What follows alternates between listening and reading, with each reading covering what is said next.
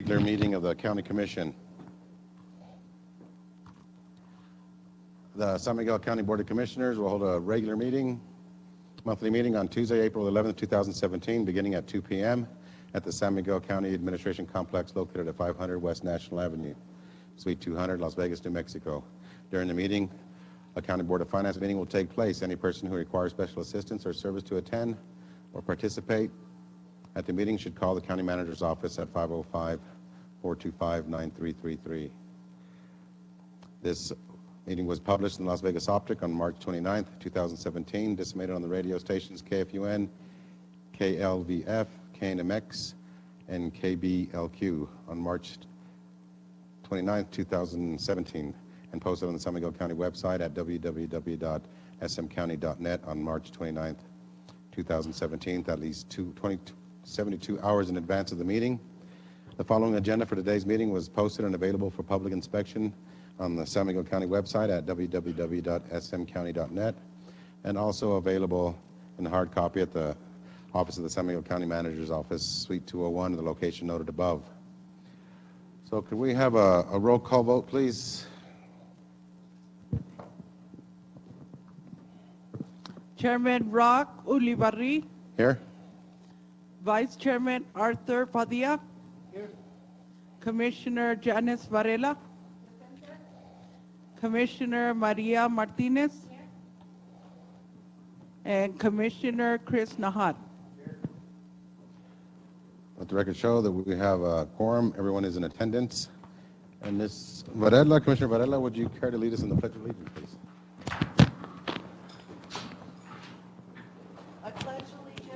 To the flag of the United States of America, and to the republic for which it stands, one nation, under God, indivisible, with liberty and justice for all.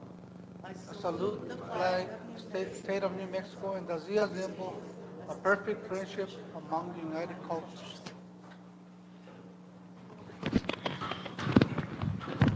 Thank you, Commissioner. So next on the agenda is approval of the agenda, and there's a typo on item number 13. On the background information, it talks about Ojitos Frios when it should be San Pablo on the second paragraph. And I'll stand for a motion to amend. I so move, Mr. Chairman. Motion made by Commissioner Padilla, seconded by Commissioner Martinez. All those in favor say aye. Aye. And if there are no other changes to the agenda, I'd stand for a motion to amend, to approve. Motion made by Commissioner Nahat, seconded by Commissioner Padilla. All those in favor say aye. Aye. All those opposed, same sign. Motion carries.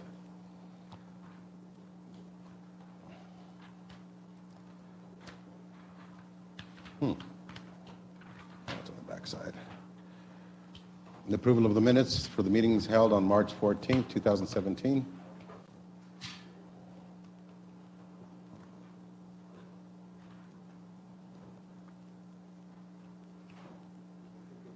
Motion to approve made by Commissioner Nahat. Second. Seconded by Commissioner Varela. All those in favor say aye. Aye. All those opposed, same sign. Motion carries. Dr. Martinez, can you please introduce our new San Miguel County employees?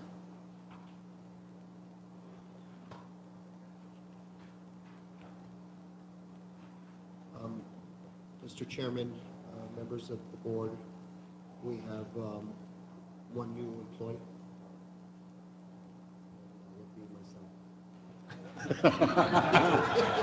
Welcome aboard. Thank you, sir.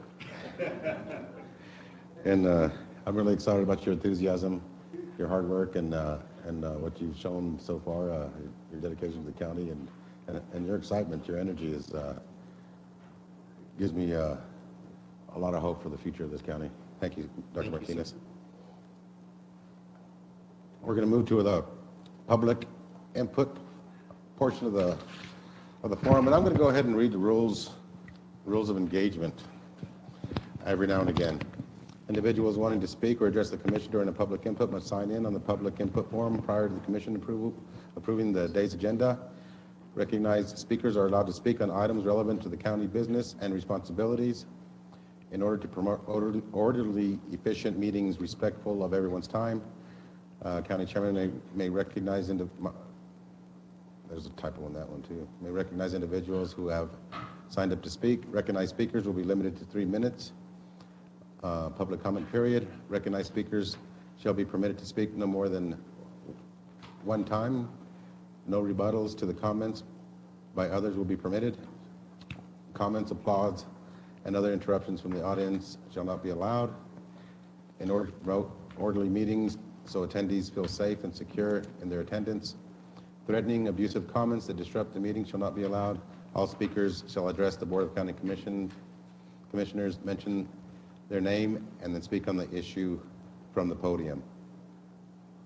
I'll just remind you again, it'll just be, it's a dialogue and not a monologue. It's here so that you can voice your concerns, your ideas, your praise, or your disappointments. But let's keep it clean. So first on the agenda is Mr. Wolf from Alta Vista Medical Center. Can you please state your name for the record, sir? Good afternoon. My name is Chris Wolf. I'm the CEO of Alta Vista Regional Hospital. And I'm certainly pleased and proud to be able to come to you and speak to you today as a commission. And I welcome the opportunity to do so. So thank you for the invitation and the opportunity to do so. I did prepare some notes, and so I'll read from my notes just to make sure I'm concise and don't get off agenda. Again, commissioners, thank you, and Dr. Martinez, thank you very much for this opportunity. I come to you before you to share several promising achievements that we've been completing and reestablishing at Alta Vista. We are now prepared to announce that we have signed our first contract for an OBGYN to move to the community and start the program. At this time, we're working on a finalization date, so we're not prepared yet to tell you exactly when that will open, but we're very excited that we have signed our first OBGYN to move back to the community and help us establish that service that's so needed to this community. We still need 2 full-time pediatricians. We need also an additional OBGYN, and we need a couple of nurses to fulfill the program in its entirety. Actually need 10 RNs for the full program and the service at the hospital. So we're working very diligently to fulfill those requirements as well. While we take these very important steps to staffing our OB department, we want to make sure that this service is safe and effective and meets the needs of this community. So with that, and every expectant mother deserves safe and efficient care, and that's our goal for opening and reestablishing this program. So thank you. With that, we've also extended employment opportunities to 2 additional OBGYNs. Very happy to announce that those 2 practitioners have contracts they're looking at and reviewing, and so hopefully by the end of this month we'll have an additional announcement that we have signed both OBGYNs to move to the community. So very excited about those opportunities. In addition to the important progress that we made, we have officially established a partnership with the University of New Mexico to participate in the BA-MD program, which most of you are familiar with, that Elaine Luna helps support in this community. We're very excited about that because it will welcome 4 medical students to the hospital this summer to work not only in ER, but radiology and very likely internal medicine. So we're excited about that additional partnership with the University of New Mexico. In addition to our relentless and ongoing efforts in reestablishing the OB-GYN program, we're very pleased that we've expanded some additional services at the hospital. And for those, I'll just list a few. We are completing and finishing an RHC, a real health clinic, which established seeing patients based on their ability to pay or not to pay. And we're very excited about that. We have an internal medicine physician along with a nurse practitioner, and we have established that and working on the final application as we speak. We have established a walk-in clinic. For most of you know that there's not been a walk-in clinic in the community for a number of years. We opened and established a walk-in clinic. We're very, very pleased about Within the first month, we saw 130 patients. So that is an excellent expansion of our services. Just recently, we've also expanded cardiology. There was a physician here in town 2 days a week. We've expanded that to 3 days a week. And as that need continues to grow, that service will continue to expand. But that not only includes outpatient cardiology, but inpatient cardiology. Those services include diagnostic testing, consults, echocardiograms, nuclear medicine, stress tests, and also treatment in just one location. Coming to the hospital, they can get all that in one-stop shop. We've advanced our teleneurology services.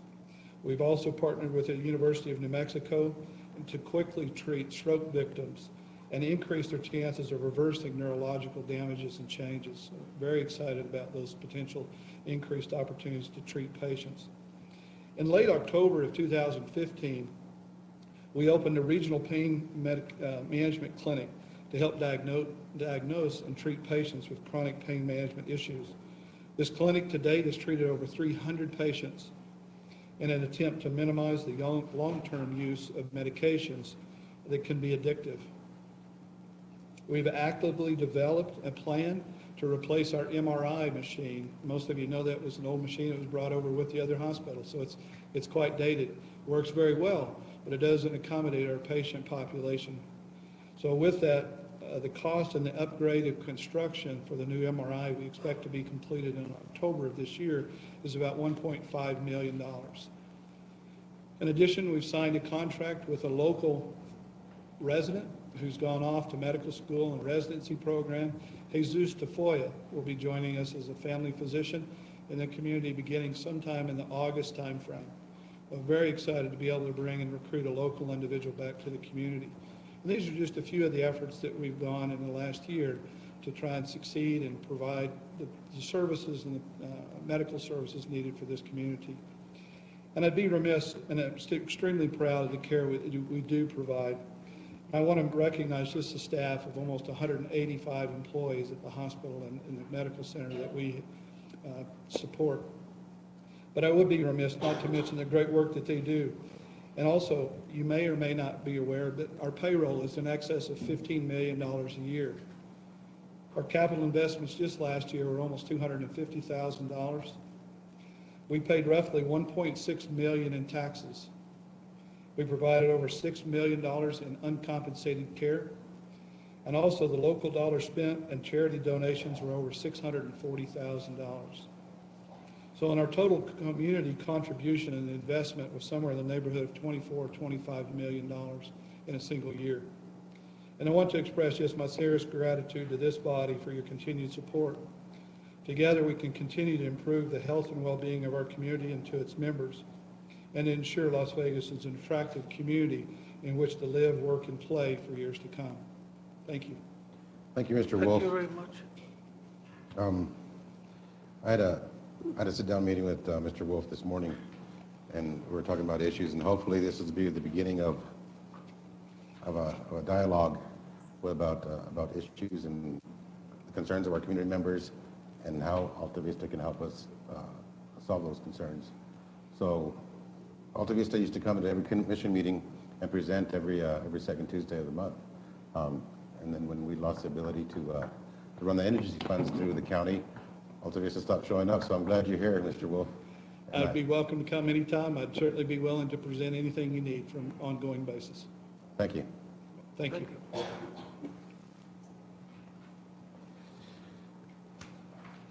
Is that Benito? Benito Gallegos. Benito Gallegos.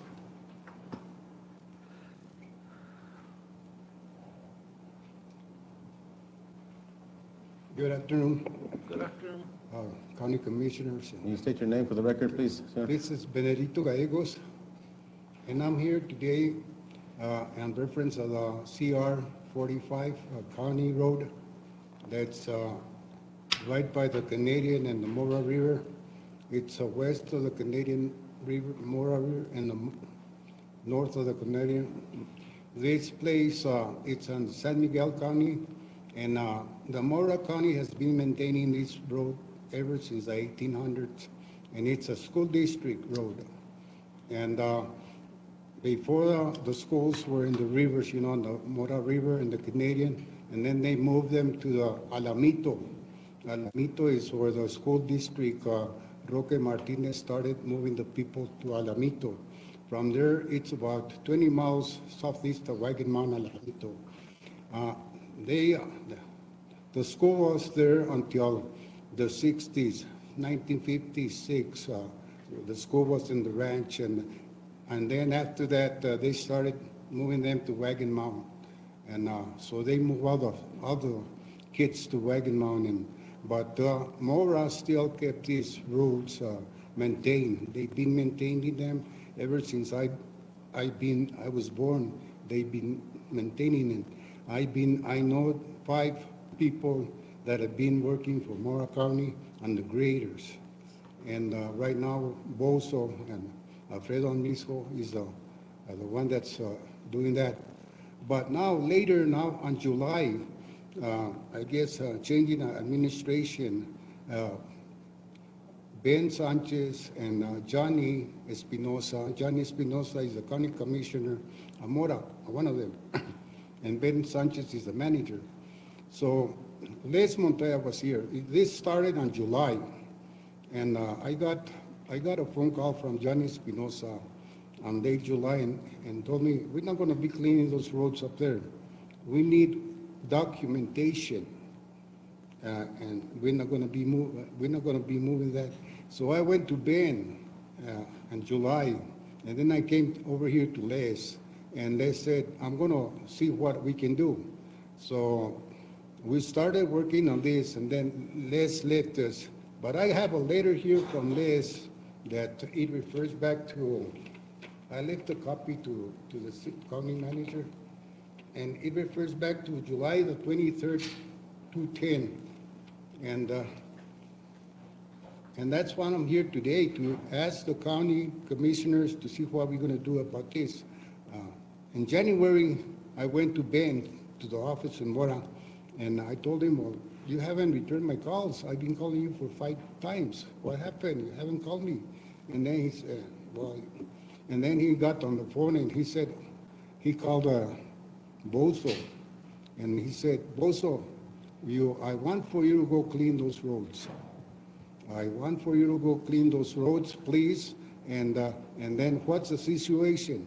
And then Bozo tell him, okay, what happened there, that Mora cleans a part of San Miguel, and San Miguel cleans a part of Mora.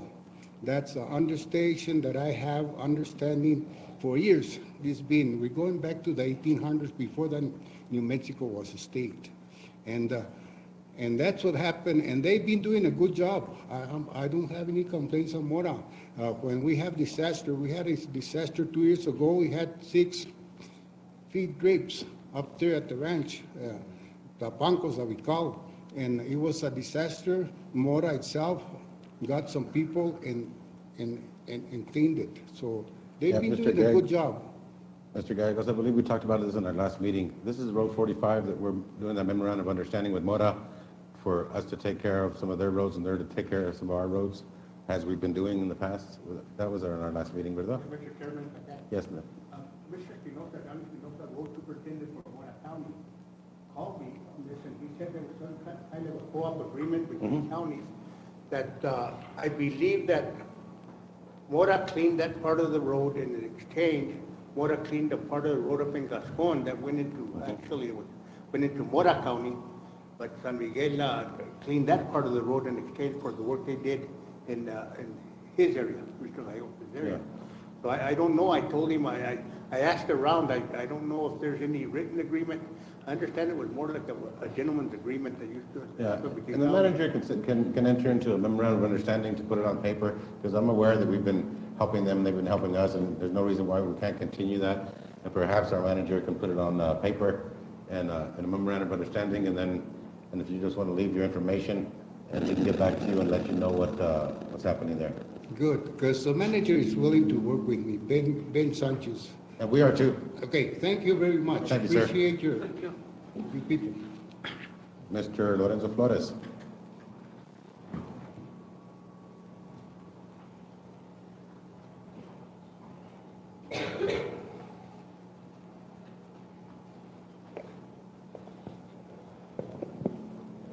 state your name for the record.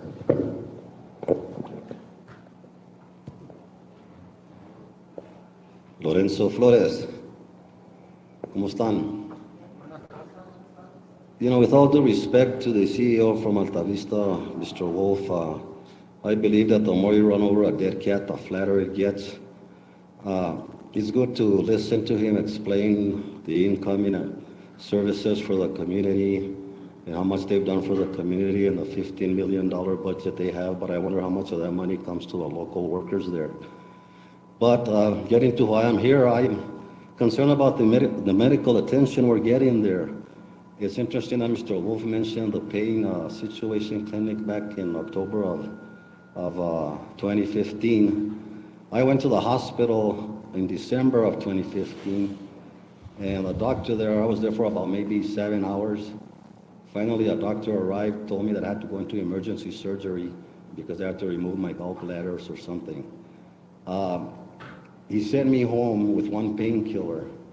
The next day, I was taken to Santa Fe by my son, and it turned out that I had spinal stenosis. That's why I'm in a wheelchair.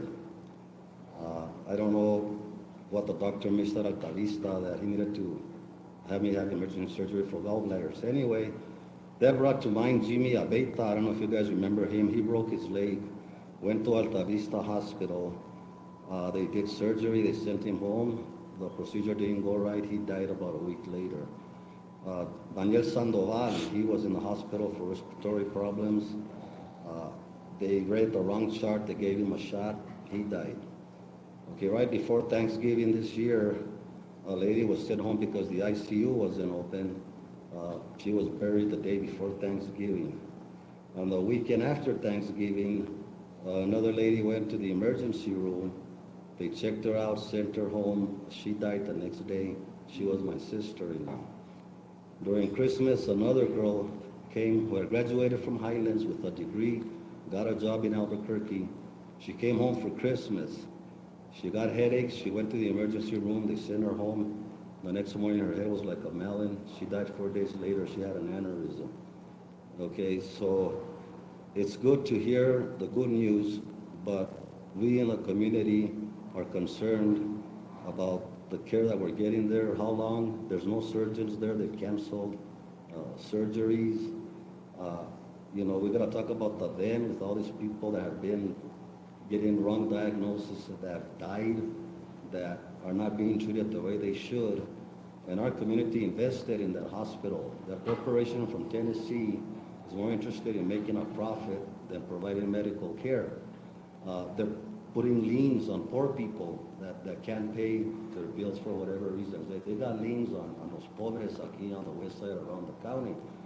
And there's a lot of other issues, but I just wanted to mention those because, you know, if we're going to talk about it, let's talk about it. And I was just approached by Councilman Howell, who I admire a lot, even though I go to the city council and give him hell all the time. And he offered that maybe we should sit down and talk, myself and some other members in the community that are concerned about this. And maybe through the commission and through Alta Vista, and we can maybe try to solve this problem or see what you as the commissioners can do to either see if we can get another county hospital going or something, because we're hitting, you know, we can't tell which way the train is going by looking at the tracks. So, you know, we all gotta get on board here and see what we can do about providing adequate health to our community. Thank you, Mr. Flores. We're putting a committee together. We're going to gather a list of issues and a list of comments and stuff, and then we'll sit down and have more conversation with Alta Vista and Mr. Wolf to see if we can't resolve all these issues. Thank you, Mr. Flores.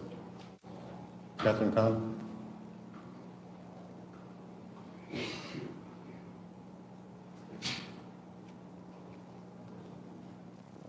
Good afternoon, Catherine Kahn, Las Vegas, New Mexico. First of all, I wanted to thank whoever listened to me last month. Caitlin announced this meeting for 2 weeks, and that's great because it does help remind people. And that you're doing this podcast, I think, is great.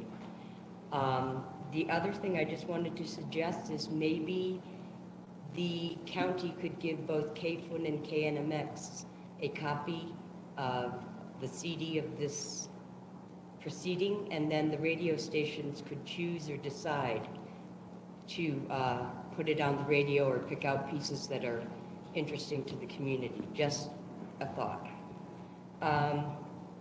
I also would really like to recommend, I am on the committee for the review of the comprehensive land use plan.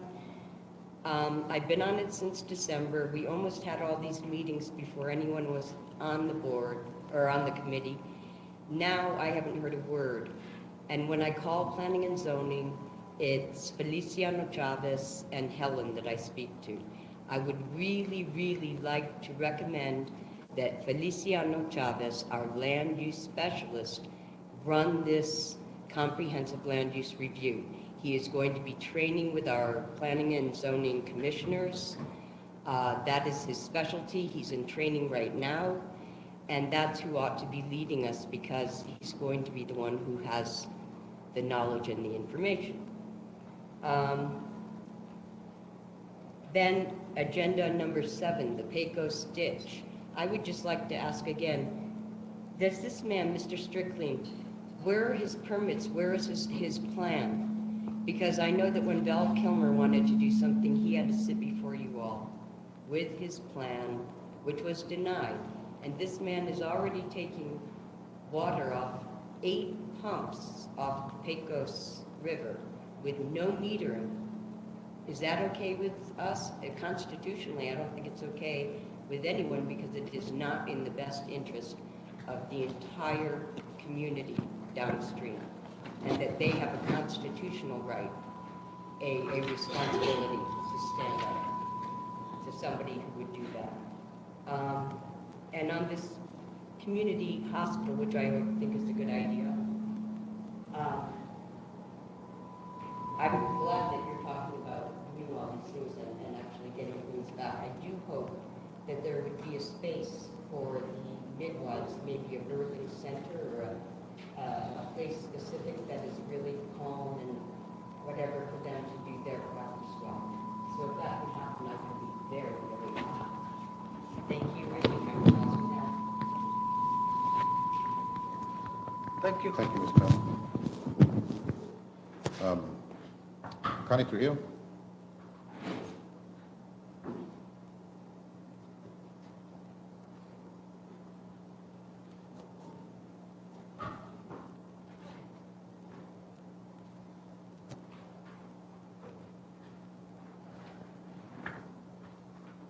Get your name for the record, please. Good afternoon, Mr. Chairman, County Commissioners, and citizens of San Miguel County.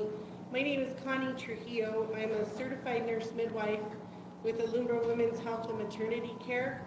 Our office is located at 1900 Hot Springs Boulevard, Suite A, and our phone number is 505-425-6425.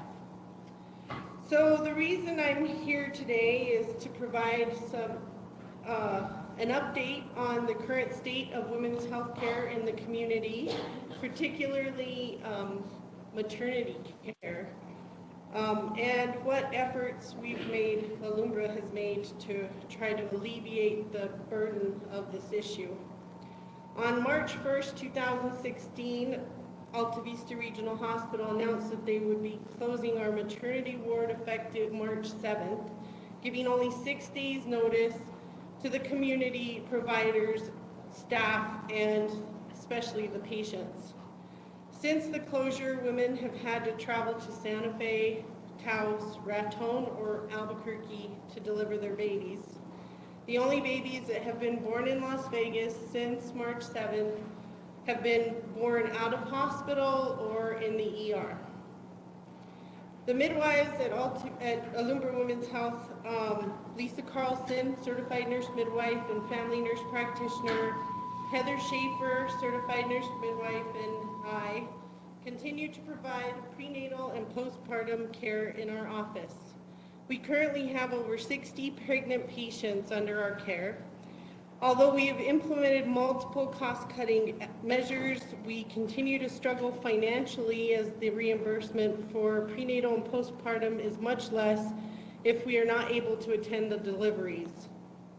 We continue to be the primary provider of full-time maternity care in Las Vegas.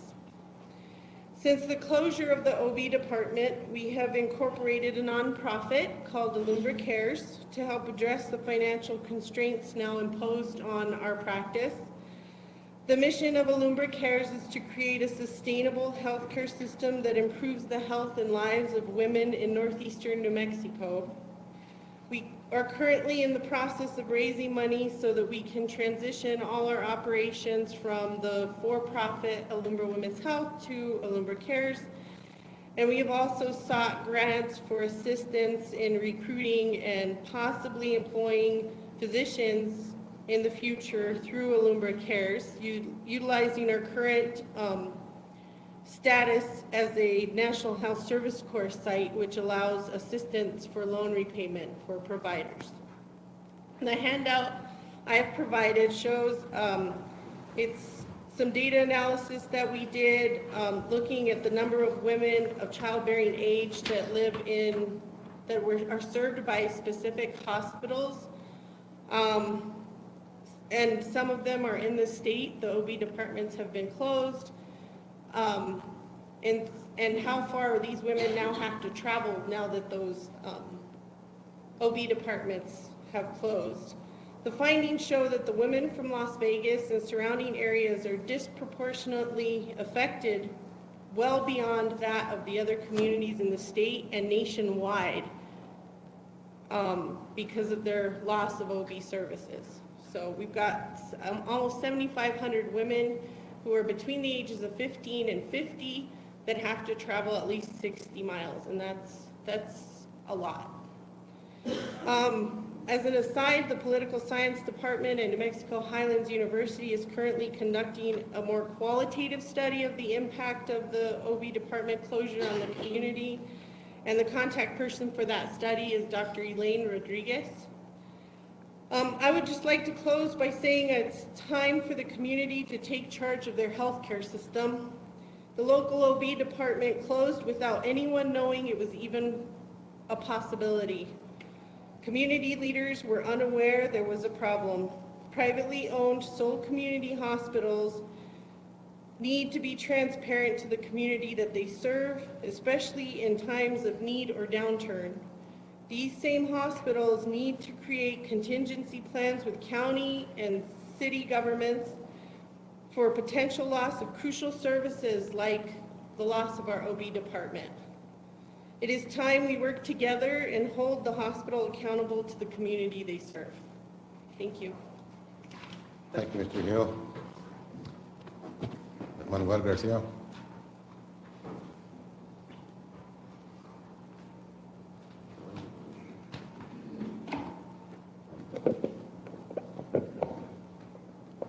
Good afternoon, Commissioners. Manuel Garcia. Today the topic is follow through, complete the task. It is very important to complete the task or project, whatever that might be. Follow up and follow through are essential. Statute does not allow a gate across a public road, and that's one of the problems that I hear quite a bit where landowners are complaining about gates across the public road. The standard is a cattle guard on the roadway and a side gate. I have an example from 1990, and Mr. Gabe Estrada is here when he was a road viewer. And in that particular road viewing report, they found a gate at the end of the C53B road. And they indicated that they were going to look at it, see if that gate should still be there. Well, they never did anything about the gate, and the gate is still there. So because the county didn't do anything about that gate, other farmers put gates across the roadway in violation of state statute. As a result of no follow-through on gates across the public roads, there are still gates across the public roads, one to the Iglesia de Santiago, one to my home. Another place where they dropped the ball is on the formation of the committee to study the closing of the OBGYN at Alta Vista. What are the results of that committee? There was no follow-through with that. Then there's a Latina Research Associates contract, and we'll talk about that later. And the contract awarded to the Llorona Festival, the county dropped the ball on that, so it's important to follow through. Another topic is that scams are continuing. Albuquerque was recently scammed out of $420,000 last week.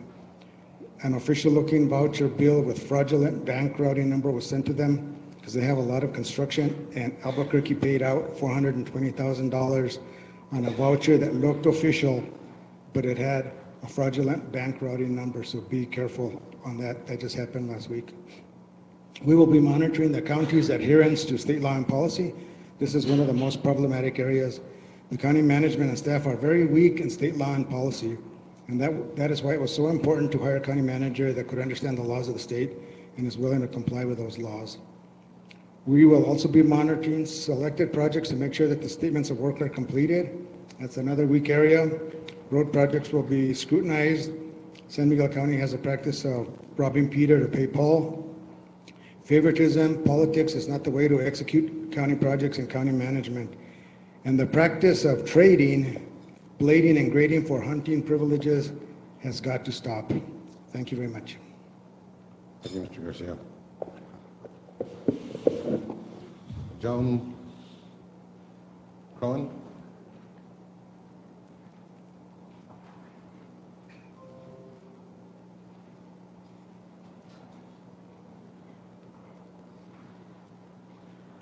Thank you very much for the opportunity to address you, Chairman Ulibarri and the commissioners and the audience here. You've heard some of this already. State your name, please. Yeah, okay. My name is Joan Crone. Thank you. Thank you. And I'm a retired associate professor of social work from Highlands University. Presently, I'm the vice president of the National Organization for Women in the state of New Mexico. We have over 600 dues-paying members in the state of New Mexico. I'm here to talk about this OBGYN closure. It has been 14 months since that closure. Mr. Hill told you some of the data about babies. I'll tell you some of it that you've probably heard before too, that fathers are delivering babies on the road, I-25, that babies are being born in parking lots and in emergency rooms, which is not a good idea. Emergency rooms usually have a lot of germs. I would like to say that Mr. Wolf is a very kind-hearted, sort of schmoozy guy, but he didn't get the job done. He didn't get the job done. 14 months. Pete Campos told me it'd be 2 months, and they'd have the job done. We'd have those doctors. We don't have the doctors. What we've got is promises. We need to get somebody else. Perhaps I would like to suggest Alumbra Cares and Mr. Hill to recruit doctors. And we need a birthing center. Do you know that Espanola has a birthing center? They raised the money and they got themselves a birthing center. That's what we need. We could have a birthing center. They're wonderful. They do more than just births. They're women's clinics or family clinics. The one in Espanola is called Breath of My Heart. Isn't that a great name? Breath of My Heart. I guess it's from some song by Bon Jovi or something. But they've got themselves a birthing center. We need a birthing center. And it would be great competition. Mr. Wolf knows that. That's what for-profit hospitals want. Competition. Right? I mean, that's why we have for-profit health care, because competition is good. It makes us work faster, makes us, reduce our prices so that we'll be more profitable or we'll get more interest in our services. So we want a not-for-profit birthing center. And I would like to ask you, the commissioners here, to please consider that. That could be a wonderful addition to the services that we have here. We don't have to close the hospital. We don't have to do anything about that hospital. We do our own birthing center. And the people in this community who want to have families, and there are lots of them. There are lots of young people who will always bemoaning the fact that, oh, the young people want to leave. They don't want to stay here. Well, maybe they want to have families. So let's get a birthing center, please. Thank you, John. Thank you. And Pat Lehan?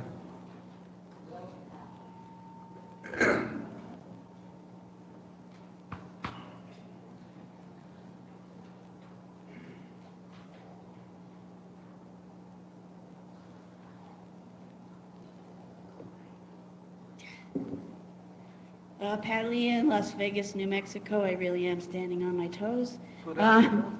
My thoughts are not as coherent as I would like them to be, so I'm just going to go through the things that I have written down here that are of concern to me. Complaints continue to come to us at the Las Vegas Peace and Justice Center about Alta Vista Regional Hospital. What we frequently hear from employees and community members is that for the most part, the staff are amazing.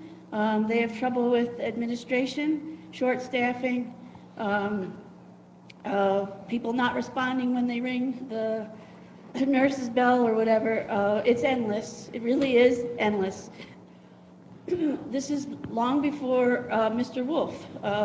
So I had proposed to Mr. Wolf that we have a community forum. The Peace and Justice Center cannot be the keeper of these incredibly tragic stories over at Alta Vista. Some of them have come to us in writing, and I have read them, and I thought they were exaggerated. And I apologize to those people because I ended up in Alta Vista, and what some of those reports that people wrote that I thought were exaggerated happened exactly to me. And so now I'm even more motivated to ask Mr. Wolf and the County Commission to please let's have a community forum. I offered to Chris, and I totally understand why he didn't like the idea. It would be like a bash session against the hospital. No, it wouldn't. I offered an objective a moderator from the United World College. The stories need to get out. And then the stories from the nurses why they couldn't answer the bell that the person kept ringing. And the stories from the administration about why it's difficult to recruit. We need to have a community forum to get all of these real, true stories out. So I'm asking everyone to please help make that happen. We need an open community board. The hospital board we have now, I have gone to them and spoken to some of them individually, and they say, what you just told me can't be true. I will ask Chris because he would have told us that. So they are not being kept in the loop of certain things that they need to be kept in the loop of. So I think an open community board, in addition to what the hospital has as a closed board, also needs to happen. An ordinance was passed a year ago. It's law. It involves one piece of what Chairman Ulibarri has on the agenda today. So not just looking at how can we have a community public nonprofit hospital, but what are all the other issues about healthcare access and the troubles we're having in our community in addition to that. So I would like to see that group formed and put right there as one of the top priorities, looking at a community hospital. That ordinance is being used in Santa Fe and Taos, so it's not something that Nick Ledger came up with. It's working very well in Taos, in fact.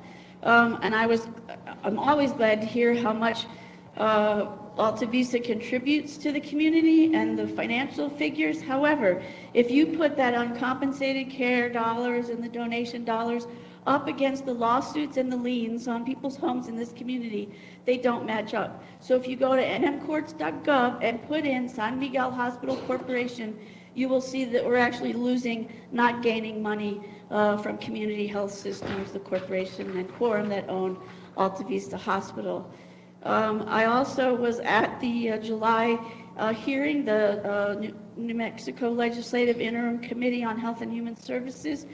Mr. Wolf, and again, I'm not bashing him, but he testified before that committee, and it was implied, and he didn't say it directly, but it was so implied that the New Mexican and the Journal published that Alta Vista is participating in the loan incentive program and the BA to MD program to help with recruitment and retention. It is not.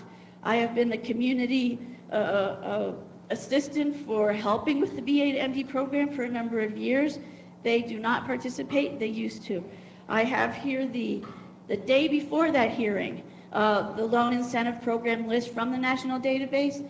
Every clinic on here in San Miguel County, Alhambra, El Centro, even the Highlands Clinic, all participates in the loan incentive program for doctors to come here. The only one missing is Alta Vista Regional Hospital. And I know that there are some business owners and economic development folks who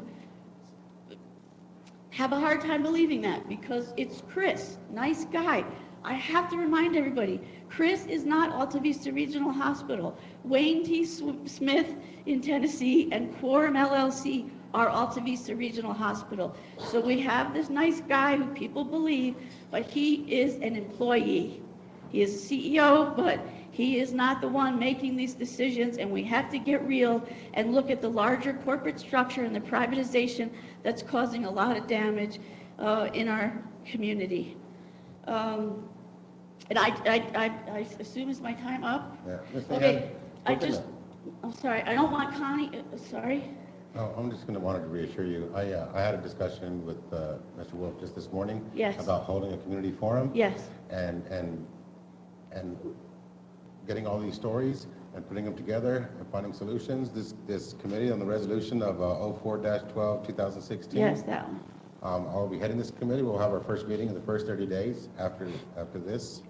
So anyone interested in serving on that committee, just leave your contact information with the manager. I have the file from Nick Ledger. Yes. With all the names. A number of people already submitted their names, and also in the ordinance itself is a list of categories of who should be So there. we are going to get moving on this, and I'll be chairing that committee. Excellent. And certainly these stories need to be told, and they need to be addressed, and it's not a bashing, it's a bashing contest. No, they have stories to get out as well that are It's just all how important. can we work together to better the health care for the community? Exactly. And one more quick thing, I don't want Connie Trujillo's point to go unnoticed because it's been unnoticed by everyone. Everyone is saying all the hospitals in New Mexico, all the rural hospitals, and it's nationwide that we're having problems with recruitment and retention. But specific to OB, the burden, the numbers have been crunched. We have much higher numbers than the other hospitals. The women don't have, there's not as many women affected. The numbers are huge for us versus all these other hospitals that we're saying are going through the same thing. Also, those women do not have to travel nearly as far at those other hospitals that close their OB units. We have the highest distance mile-wise of any of the closed OB units in New Mexico. So please don't use that as a talking point because it's misleading. And thank you to everybody who's willing to work together. And I hope that the study group gets formed and that the community forum happens and it's not a bashing session, but a fact session so we can get out all of these things and get ourselves a healthier community. Thank you. Thank you, Mr. McGann. Mr. Salvador Higgins.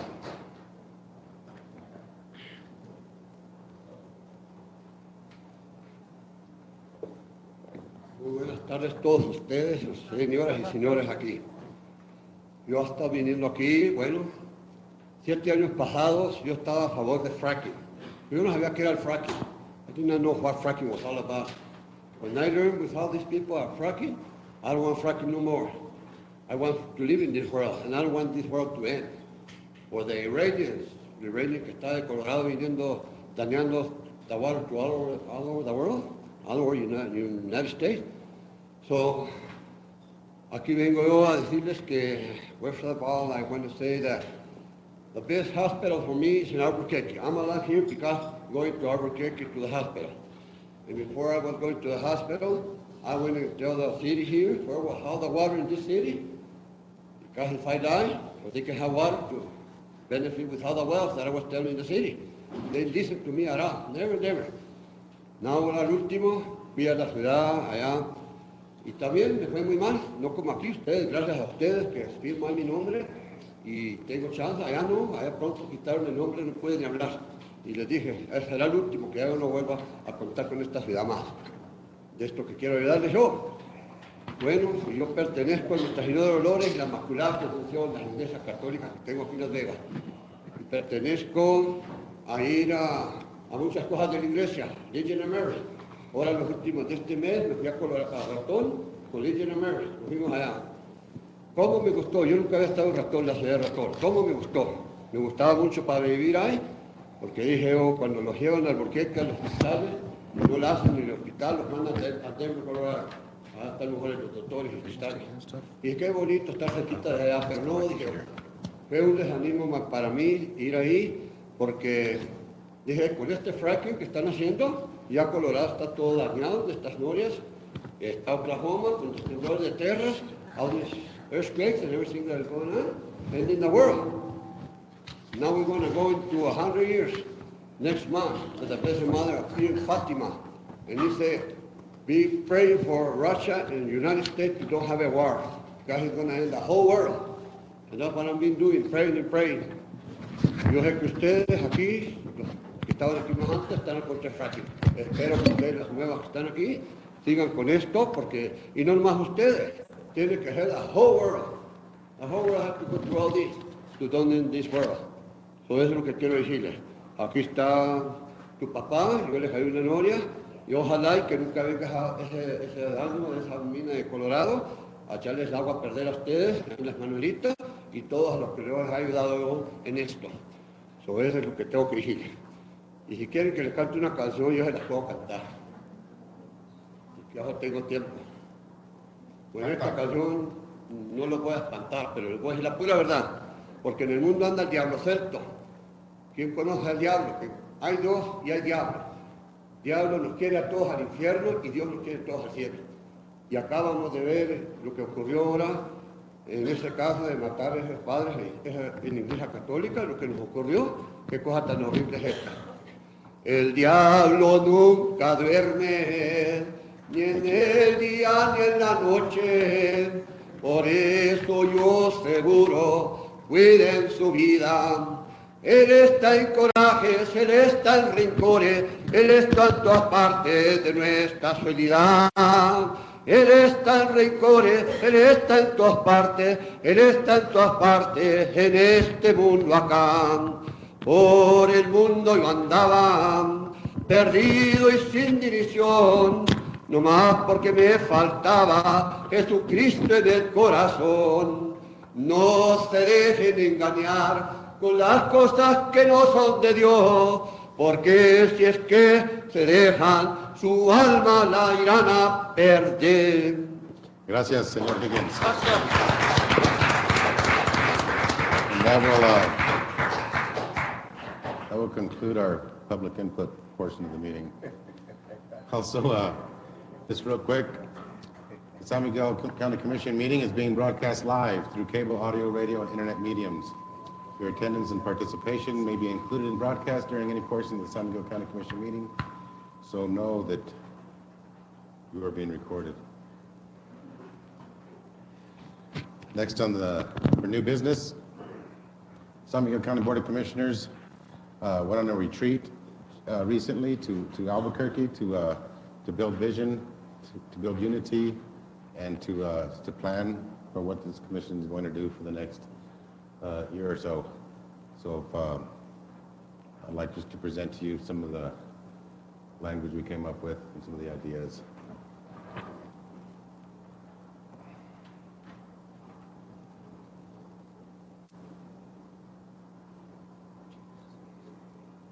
Martinez is here, and here's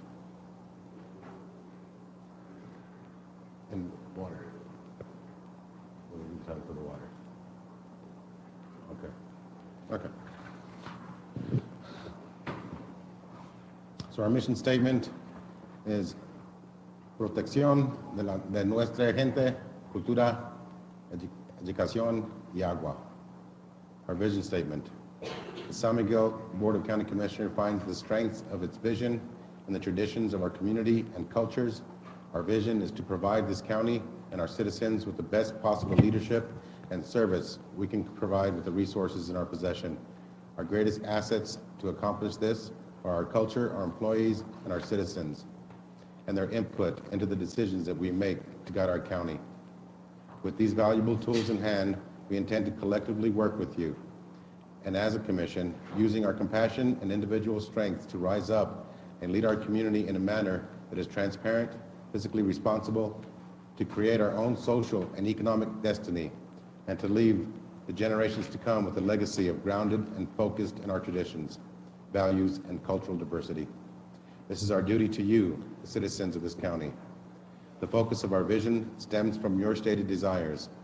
These include the safety of our citizens, the strengthening of our community from within by creating economic opportunities, the protection of all our natural resources, in conjunction with the development and increased reliance on alternate sources of energy. and most importantly, the continued attention to the most vulnerable of our community, and make San Miguel County a home for our community for generations to come.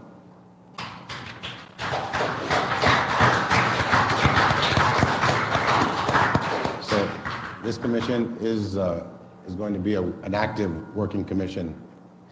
Las Vegas, San Miguel County Public Health and Safety is going to be headed by Commissioner Nahat and Commissioner Padilla. Las Vegas, San Miguel County Health and Alternative Energy Committee would be held by myself, led by myself and Commissioner Martinez.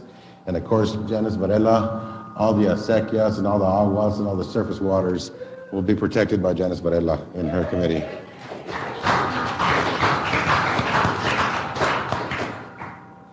Thank you. Next on the agenda, new business, Mr. Gabe Estrada, community member. And then we'll get to you ladies are next.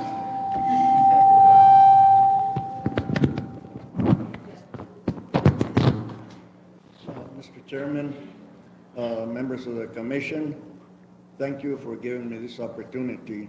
And Mr. Martinez, we want to welcome you. You are a sight for sore eyes. Thank you.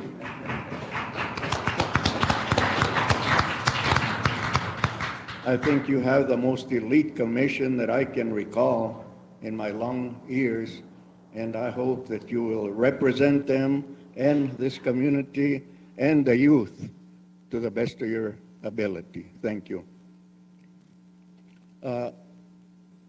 Mr. Chairman, commissioners, I have just a few items. I told your chairman, and I thanked him for letting me come before you today. I'll make it as short as I can because I know you have a long agenda. And one of the items I want to bring up is for the Rio Gallinas Acequia Association. We are organized. We've been fighting with, I guess you might say, with the Supreme Court for over 60 years for allowing our waters to be transferred almost entirely to the city of Las Vegas and drying up, and we lost probably more than 50% of the adjudicated acreage that we have on the Gallinas, Rio Gallinas. And our records are archives to everybody in this room. And right now, they're sitting in a trailer covered with a tarp to keep them as dry as we can. And we're pleading with you to see if we're part of a public entity. The acequias are the longest serving municipalities of government that we've ever had. And yet we don't have a roof over our heads. We'd like to see if you can find space with your county manager now to see if we could bring these records in and put them under some kind of care that we don't destroy them. Ms. Varela can tell you more about these records than I can. She helped us with all the adjudication. She's very knowledgeable, and we already pleaded with her to try to do whatever she can with you commissioners and the new county manager, see if we can find a home for these records. And I'll stop right there on that issue. The second one is on County Road 23 that goes from the south end of Grand all the way to the Story Project, the Federal Fish and Wildlife, and on to McAllister Lake. I think most of the people here know where that's at. We have supposedly a new project coming up on it. For years, I've been trying to get some very hazardous situations. I even contacted our sheriff on this, but our past county manager went to look at it. He thought there was no hazard involved. Yet we've had 4 or 5 accidents on one corner, many more on another corner, and they came and cleared another corner, which was not where the hazards were. That's how their mentality went. I think if a hazard was to hit them in the face, they wouldn't know it was a hazard. And we need attention on this new project that is coming up, and we'd prefer to see the trees that are inside the right-of-way that are the hazards be removed along with whatever is going to be done with the paving. One of these accidents almost went into a home when the car hit the tree and turned it in the direction of a house. and they couldn't see the hazard. So I plead, I think Mr. Lopez knows about it, Chief Gold knows about it, but I didn't call him because the manager didn't think it was necessary, and I apologize for your time, but I would like. Now, Mr. Madrid agreed he wants to go see it, and I'd like to maybe share it with you, Mr. Gold, and the manager, so we can have a project. The other issue that came up with our farm to market road, we wound up with an 18-foot roadway that if we get any kind of farm equipment on that road and we meet a car, both of us wind up in the bar ditch trying to make room for each other to pass. We need to get those issues in front of the contract so we don't wind up with another mistake. And I'm more than willing to help in any way I can. The fourth issue is our E911.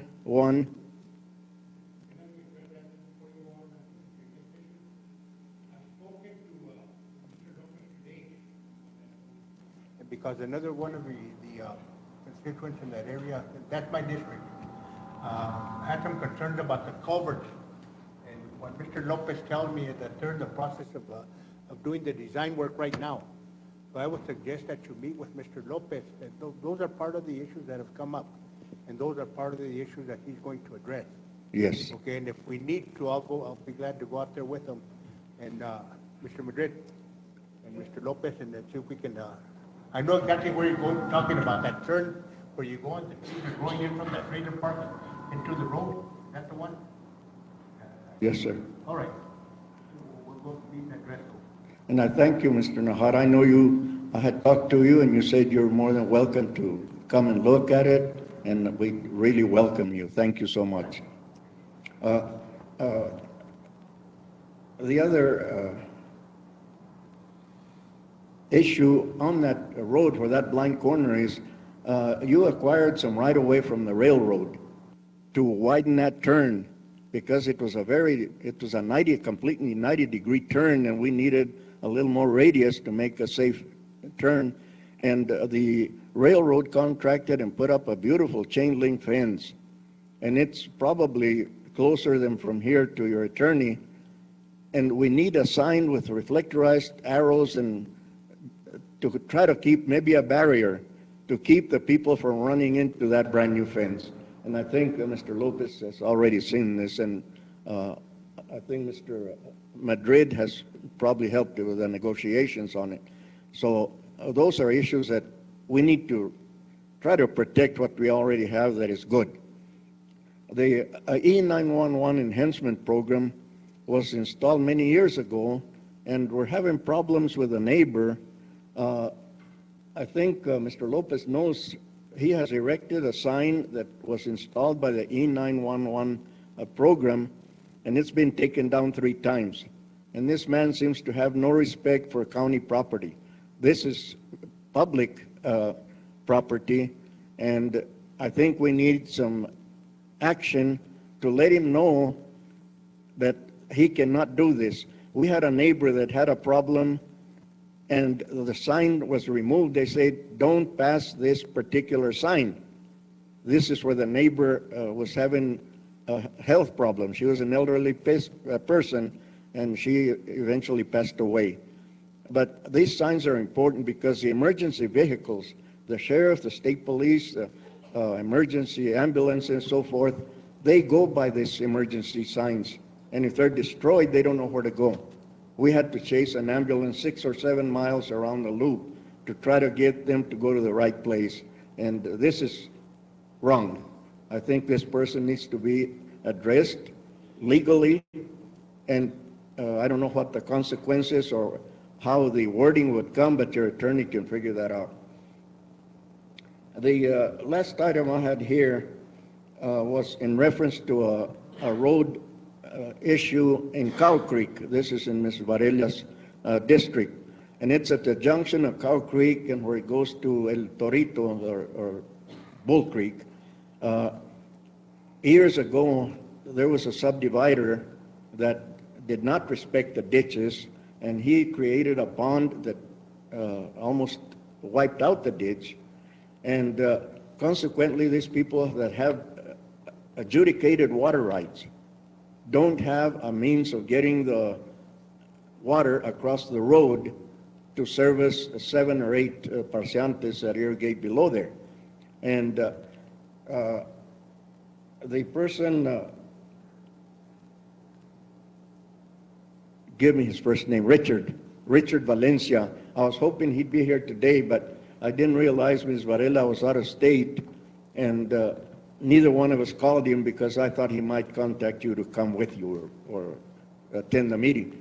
But people, this has to be answered, and there might be some construction work. It has to be changed a little bit to match, because the Vivash fire also caused a lot of erosion and siltation on the Cow Creek area, and it changed the course of the river a little bit, and it changed a little bit of the road. So I would suggest that Ms. Varela contact Richard with Mr. Lopez and let him see the spot. I think we have a very urgent need. This is the beginning of an irrigation season. They're trying to farm, and they don't have the means to get that water across the road. So I'd appreciate it if you could visit with Commissioner Varela, and she can tell you more about. And Mr. Valencia is the chairman of the association that has jurisdiction over the ditches and Cow Creek all the way down to the Pecos River. And he's also the mayordomo for that particular ditch. I think they call it Vecinos de los Vallecitos. Vecinos de los Vallecitos is the ditch. So with this, I want to thank you people, and I hope we can get some commitments. I've already talked to Mr. Madrid. We're going to go take a look, and we'll try to contact the people that are involved to go. Maybe we can go together and just make one trip and get it all done.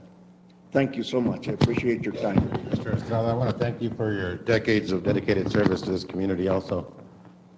Thank you very much. Now, regular order. First item on the agenda. Resolution 04-11-217 CM in recognition of West Las Vegas High School co-ed cheerleaders on their March 25th, 2017 New Mexico State Championship. Background information: the West Las Vegas High School co-ed cheerleaders completed the New Mexico State Championship cheer competition held in Albuquerque, New Mexico at UNM Basketball Arena, more commonly known as the Pit.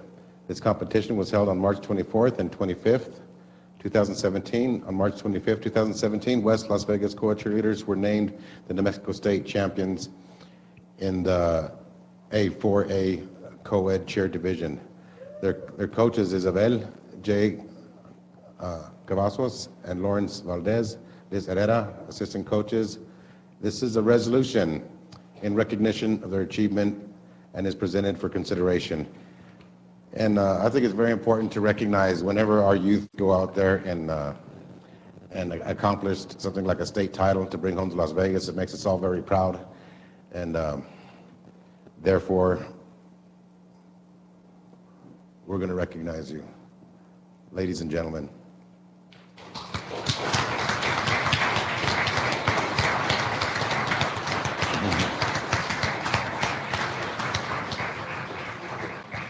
Resolution. Oh, absolutely.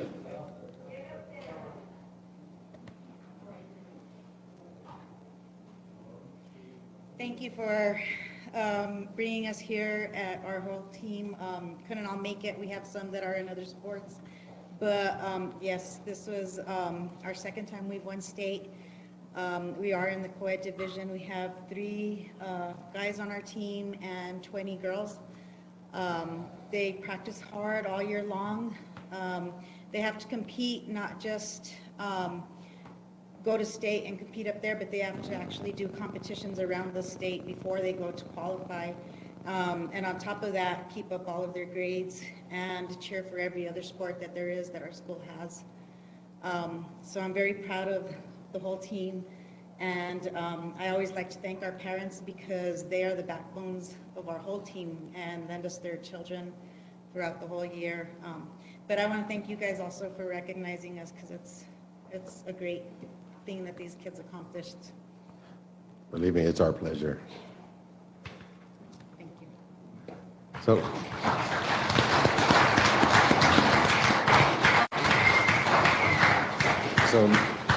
let's make this official. Resolution 04-11-217 CM in recognition of the West Las Vegas High School co-ed cheerleaders in the March 25th, 2017 New Mexico State Championship. Whereas the San Miguel County Board of Commissioners commends outstanding educational and athletic achievement and gives special honor to those student athletes who pursue such excellence that they become role models for the youth of San Miguel County. And whereas the West Las Vegas High School co-ed cheerleaders achieved such excellence on March 25th, 2017, when they competed in the New Mexico State Cheerleader Competition held at University of New Mexico Basketball Arena, more commonly known as the Pit, and were successful in their bid to bring home a first-place New Mexico State Championship trophy. And whereas seniors Raven Gonzalez, Angel Herrera, Juliana Gonzalez, Rael Ramirez, Linda Montaño, Angelica Quintana, Rose Jaramillo, Jade Ulibarri, juniors Maribela Duran, Jolene Mays, Gabriel Duran, Casisus? Okay. Casas, excuse me. Trujillo, Diancolo Padilla, sophomores, Kristen Cavazos, Maria Ortiz,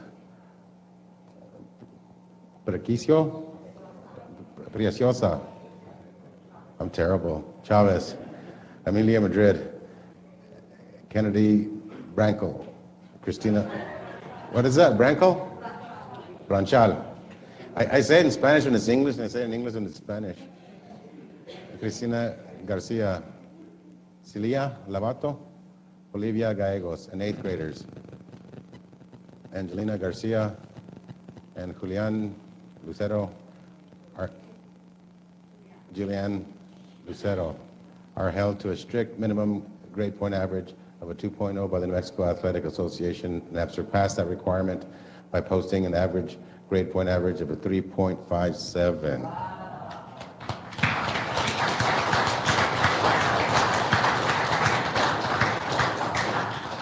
I should have read all these names before. Whereas the student athletes are required to attend and participate in practice from Sunday through Friday, and whereas the student athletes also give back to their community and school by performing community service, by assisting in fundraising events with the City of Las Vegas and San Miguel County, providing entertainment for the elderly within our community, and assisting the next generation of cheerleaders by coaching them as they learn to tumble and execute various stunts. And whereas their coach of three years, Isabel Cavazos, and assistant coaches Lawrence Valdez, 3 years, and Liz Herrera, 1 year, deserve recognition and have rightfully earned a place at the top of their sport. The San Miguel County Board of Commissioners salutes the West Las Vegas High School co-ed cheerleaders and coaches and wishes them much success in their endeavors. Passed and approved on this 11th day of April 2017 by the Board of County Commissioners of San Miguel County. I'll stand for a motion. I so move, Mr. Chairman. Motion made by Commissioner Padilla, seconded by Commissioner Padilla. All those in favor say aye. Aye. Any opposed? Motion carries.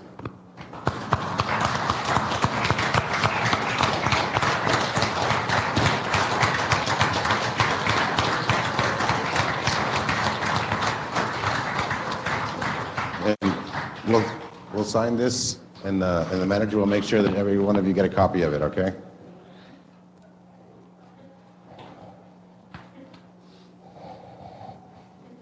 And thank you for sitting through all the public comment and everything else.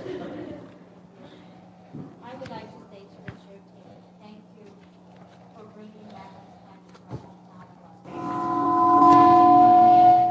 Thank you for doing great and doing good in school, and keep up the hard work. You guys have good leaders behind you, and do your best. Thank you for bringing it back to Las Vegas.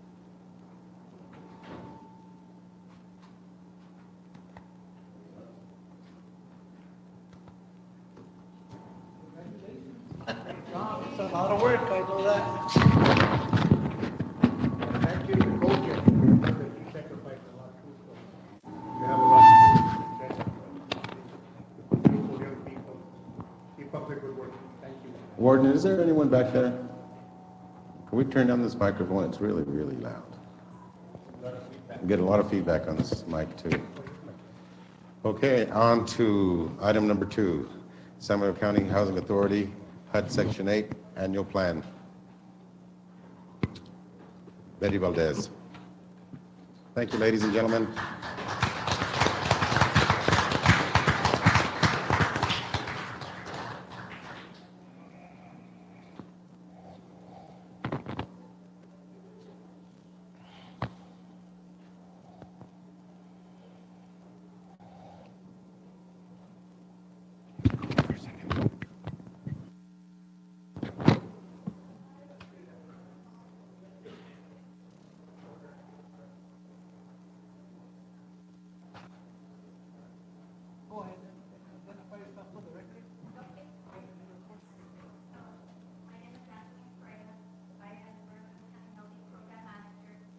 I am here for Betty Valdez, who is the acting director for San Miguel Housing Authority. She is at jury duty today. I am here to get approval on the San Miguel Housing Authority annual plan. The San Miguel Housing Authority is required annually to prepare and have approved by the Board of Commissions an annual plan. The plan's purpose is to inform the residents and the public of San Miguel County Housing Authority's mission for serving the needs of low-income and very low-income individuals and families. It also addresses San Miguel Housing Authority's strategy for addressing those needs. Thank you.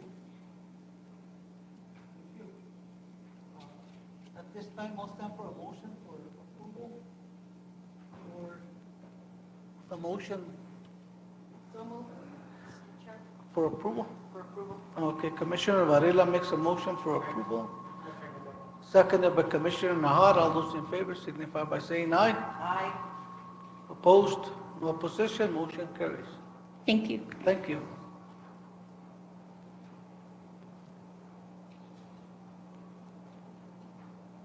Item number 3, request for the May 2017 meeting of San Miguel County Board of County Commissioners to be moved to Pecos, New Mexico, and held on May 10th, 2017.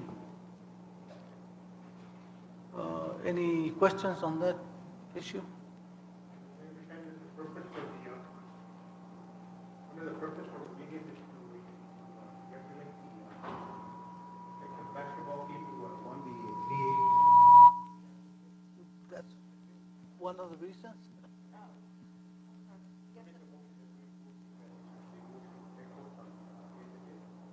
Commissioner Nahar makes a motion to go ahead and move the meeting to Pecos on May 10th. Commissioner Martinez, all those in favor signify by saying aye. Aye. Aye. So just for the public's notice, the next meeting for May will be held in Pecos at the community, what is it? The community? At the village. Village Inn? Yes, Village. Mr. Chairman, yes, thank you. Yes, the reason for the, we have typically, says historically, the San Miguel County Board of Commissioners hold a meeting in Pecos once a year. Traditionally, that meeting has been in September. I request the move to May so we could honor the Pecos Panthers, and I'm very proud of our young people in our county. In Las Vegas, the cheerleaders that were just recognized.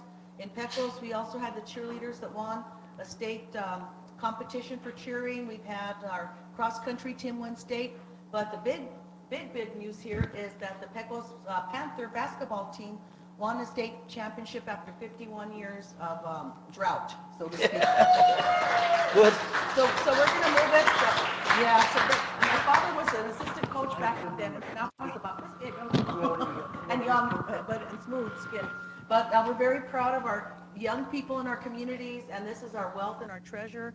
And we want to do this in May rather than September to recognize these students while we're still in the school year. So I've had people working with us.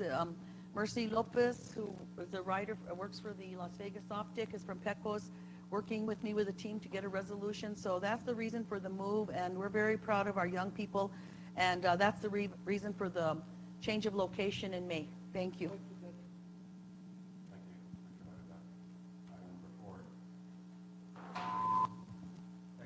The public regarding Latina research contract. During public input of the March 14th, 2017 San Miguel County Board of Commission meeting, Mr. Lorenzo Flores raised concerns regarding the Latina research contract.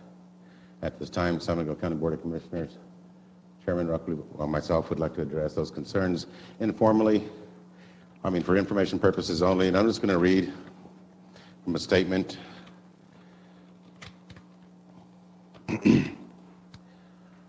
The County of San Miguel contracted with a separate and independent evaluator to assess the county and its employees. The prior county commission voted for the evaluation and the specific evaluator.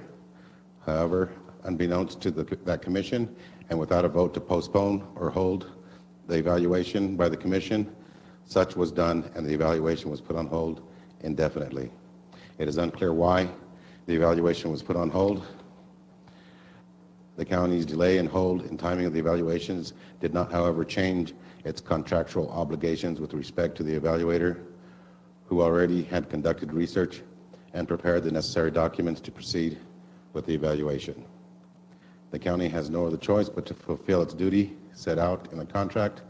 Because of the county's change in timing of this evaluation was unilateral and the prep work by the evaluator was already completed, the county was obligated to pay. There's more information, but it is of a personnel issue and cannot be discussed in public, and we will probably discuss it in executive session on some of the issues that arose out of that.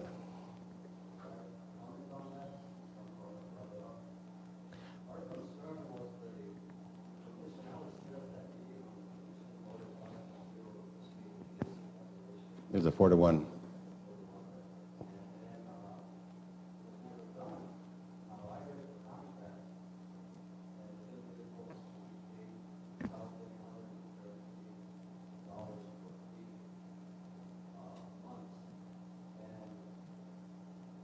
In 3 payments, yes.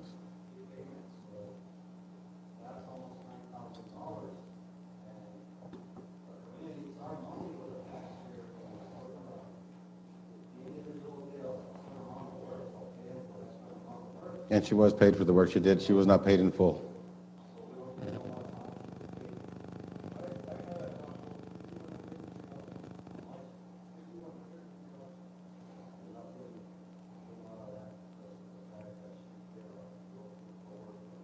She did quite a bit of paperwork, Mr. Flores. But the rest is a personnel matter, so I really can't speak to that.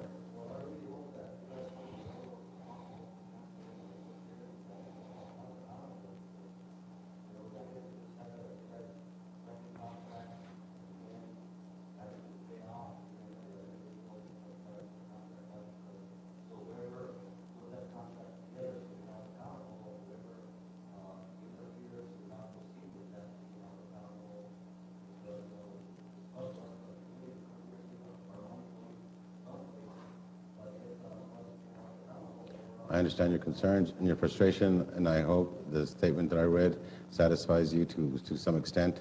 The rest is a personnel matter, and we will discuss it in executive session and take proper action. Thank you, Mr. Flores, for your concerns.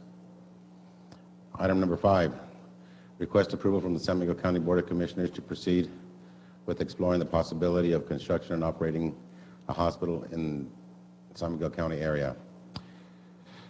Due to various issues the people of San Miguel County and surrounding areas are having regarding medical care, myself, San Miguel County Commission Chairman, would like authorization from the County Commission to begin the process of exploring avenues to perhaps construct and operate a county hospital. Partnerships, the statute applies to either partnerships, construction, purchasing, a number of things. To operate a county hospital in San Miguel County, a hospital would provide services to the surrounding counties of Guadalupe, Cuemora, and Harding. Action requested to grant approval to Chairman Olivarri to proceed with exploring the various options that may result in the construction, operation, purchasing, or whatever the statute calls for. And this This idea came to me only after years of hearing issues. We passed a resolution for Mr. Commissioner Ledger to start a committee to start gathering information, gathering concerns from the community. I met with Mr. Wolf this morning. So what this might look like at first is just gathering information, have a community forum, sharing our concerns with Mr. Wolf, and seeing if Alta Vista can step up to the plate and start providing these services. I was concerned about the contract that Alta Vista signed on to when they purchased the hospital. It's private information, but Mr. Wolf agreed to me to at least give me a verbal summary of the obligations of the hospital. So this is just the first step to start a dialogue, to start a conversation, to meet with community members, to create a forum. I really like the idea of a birthing center. All those things can begin with this action, and a number of different avenues we can start looking at with this action. But obviously, there's a huge concern for the health, welfare, and safety of the residents of San Miguel County, and it's got to start. It's got to start somewhere. And that's our number one obligation as county commissioners, is to provide for health, welfare, and safety of our community members. So with that, I'd ask the commission to grant approval for us, so I can proceed to explore the various avenues to provide health care for the community. So move, Mr. Chair. Motion made by Commissioner Varela, Second. seconded by Commissioner Padilla. All those in favor say aye. Aye. All those opposed? Any abstentions? Motion carries. Thank you. Item number 6, exploration through a collaboration with the EDC regarding the possibility of a building fire department training facility in San Miguel County. Mr. Chief Mike Montano. Good afternoon, Mr. Chairman, all members of the commission. Item number 6 is for exploration through collaboration with the EDC for construction of a new fire station to include offices for county personnel, a training facility, classrooms, a burn building, a rescue tower, and other training props to be determined. A training facility will not only provide much-needed training for San Miguel County volunteers, City of Las Vegas firefighters, but will also have the potential of creating jobs and revenue for San Miguel County and the City of Las Vegas. A state-of-the-art training facility in San Miguel County will be beneficial in providing high-quality training to all first responders in northeastern New Mexico, especially because our communities are so rural, the I-25 corridor, the railroad, and the airport. The goal is to educate first responders in our communities and reduce the impact of major catastrophes. We are requesting permission to explore the possibility of building a fire department training facility in San Miguel County. Thank you, Mr. Montano. Commissioner Nahat. Chief, at one time, they did have some training here. I remember that for a couple of years, the state, all the firefighters from the state met here at Camp Luna, and they did have training here. And at that time, they moved the fire academy to Socorro. Is that correct? Is that where they have the fire academy? That's correct, sir, yes. Okay. So what you're looking for is a regional academy here, or regional training center? What I would like to start is a local training center for the northeastern part of the state. Yes, sir. Okay. You know, I think that it's very important to have our first responders trained. When our first responders are training for the citizens of the county, you know, they're expected to be trained, and they're volunteers. It's hard for them to leave time from their work during the week to go all the way to Socorro and train. I think if we build something here for them, we'd get a lot more people trained and help with recruitment as well. That's a good idea. I have a question. Does that include Pecos and all the little rural Most fire departments definitely, of the whole most county? definitely, yes. I see, that's a great. Yeah. It'd be open to anybody that wants to attend. Okay, I make a motion to go. Well, we're going to read the resolution. I'll wait to read the resolution. We'll read the resolution first.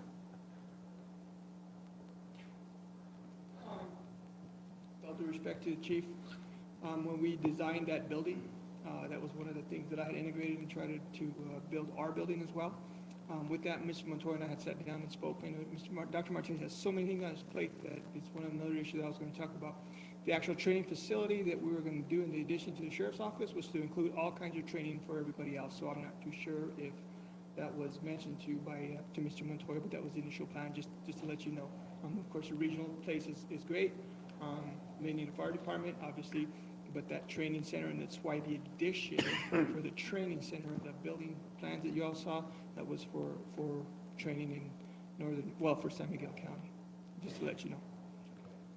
And I'd like to add, Chief, the revenue that could bring to Las Vegas. I've been through Socorro during that week of training, and every single hotel room is packed and every restaurant is packed. Oh, yeah, they brought a lot of people. Yeah, that's a lot of people. And I also want to point out that your ideas of getting the fire trucks that you got for us, these ideas, these new people that we have here in the county that have this vision and that are taking, now we're live right now podcasting because Diego had an idea that he wanted, and the manager says run with it.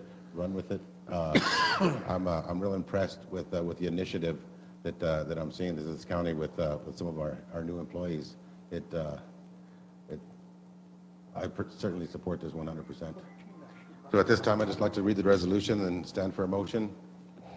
I move that we'll go ahead and approve the exploration of possibility of fire training facility in San Miguel County. I'll second that motion. Okay, you guys don't want me to read it? Oh, I'm sorry. Why? Okay. Just for the record, Resolution 04-11-17 CM, Acequias. The matter of opposing this isn't the resolution. That's fine. That's your resolution.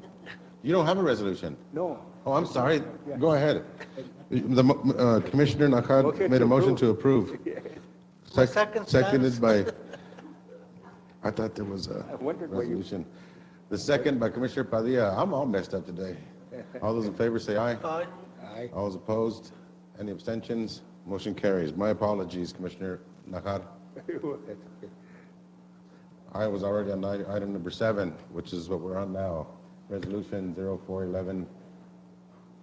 04-11-2017-CM Acequias, which supports opposition to the water transfers from Acequias to residential or commercial use. Ms. Commissioner Janice Varela, you have the floor. Thank you. Yes, and before I read the resolution, we talked about this in my first meeting in January, but I'd like to recognize my aunt that's visiting here from Denver, my mom's sister. Efrosina, Effie, Chinita. And I dragged her around. She's a champ. We went to Washington, D.C. to visit my brother. We left Friday night, got back last night at 2 in the morning. So you're acting tired for me. I tried to drink coffee to get here. So I just wanted to recognize my aunt and thank you for coming with me. She wanted to see me in action. Bienvenidos. Welcome to Las Vegas. Yeah, so we plan to go see my other actors here in Vida Encantada home after our meeting. So this, just a little background. I won't talk too much because the resolution says it all, but I'd like to also recognize Gabriel Estrada, who is like my second dad. Known him for a lot of years. We worked together in the Rio Gallinas Acequias. He's the longest member of the Soil and Water Conservation Districts, I think, in the nation. Been there for 50 years with our Tierra y Montes Soil and Water Conservation District. He's a champion, not only for our acequias, but for our rural communities. And thank you so much, Gabe, for everything you do. I want to thank you. And we work together on a lot of these issues. So resolution number 0110-17 Acequias. In the matter of opposing the transfer of water rights from acequias to residential, commercial, or other non-acequia uses in San Miguel County.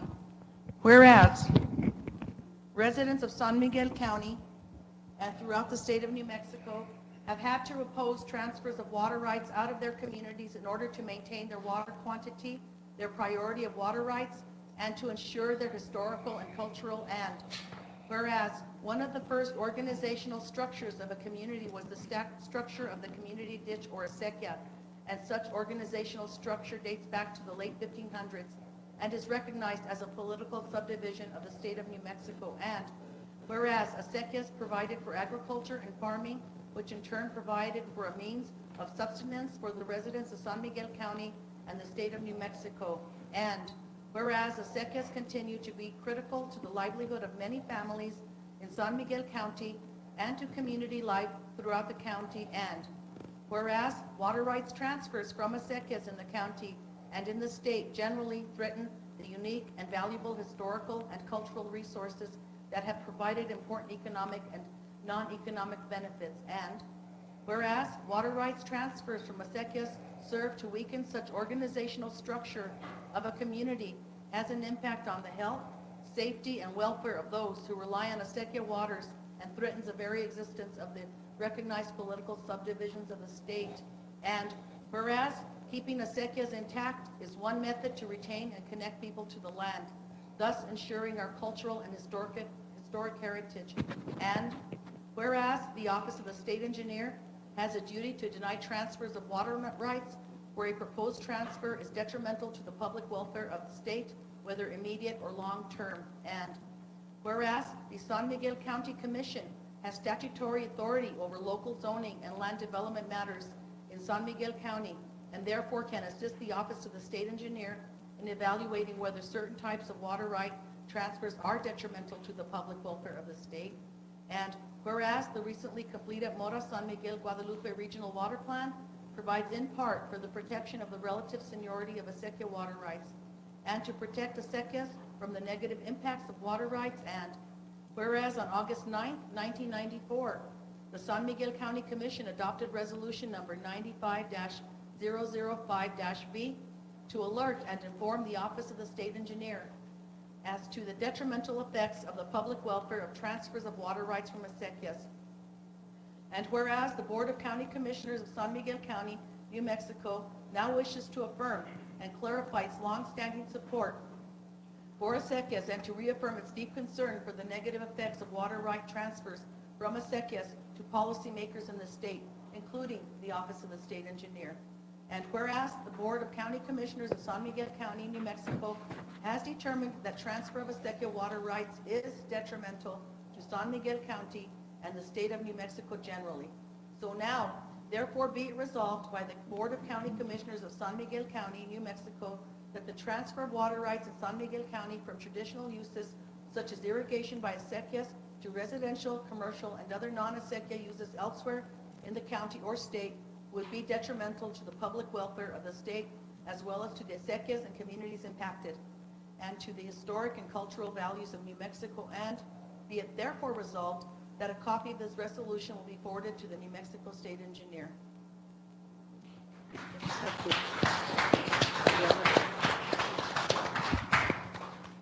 Stand for a motion, if there's no conversation on it.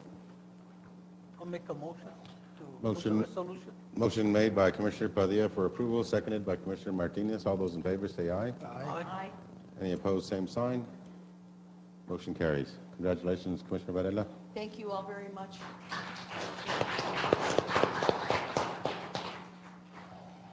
Item number 8, appointment by Commissioner Ahad, San Miguel County Commissioner Chris Torres to the Planning and Zoning Commission. Who's the presenter? Mr. Ahad, Commissioner Ahad. Mr. Chairman, I'd like to submit the name of Chris Torres to represent District 5 on the Planning and Zoning Committee. Mr. Torres is going to be here today. However, he is scheduled to have surgery tomorrow. It's a day surgery. It's problems with his hand. However, Mr. Torres is a deacon in training. Being Holy Week, he's pretty committed to the church this week. So anyway, he will represent District 5, and I'm here to ask the commission for approval. I move to approve Mr. Torres to the Board of County Commissioners. Motion made I by... mean, Planning and Zoning. You're giving No, up no, the no, we seat. can't appoint him. I'll second that motion. Motion made by Commissioner Varela, seconded by Commissioner Padilla. All those in favor say aye. Aye. All those opposed? Any abstentions? Motion carries. Item number 9, ratify the advertisement for the roof repairs of the El Pueblo Fire Department. Chief Montaño. Good afternoon, Mr. Chairman, all members of the commission. Item number 9 is the Pueblo Volunteer Fire Department received a 2017 fire protection grant in the amount of $100,000 with a maximum commitment of $25,400 for the purchase of communications equipment, PPE, and facility improvements. The roof repairs are covered under facility improvements. We request permission to ratify the bid advertisement for the roof repairs. Any questions?